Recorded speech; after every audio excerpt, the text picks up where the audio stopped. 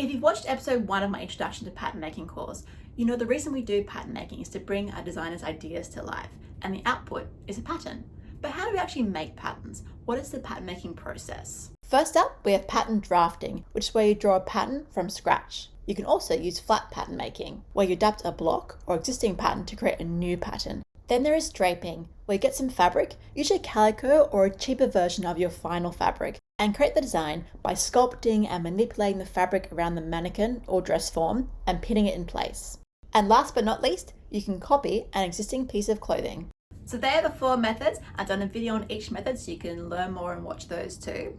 Now let's talk about blocks. And if you know what blocks are or you've heard about them in fashion school, I wouldn't skip this video because I'm going to tell you how we use them in the industry. And it's quite different from what you learned at fashion school. Plus at the end, I'll share some real life examples of how I use blocks to create patterns while I was working at Alexander McQueen. Click on the arrow below to learn all about blocks and how to use them.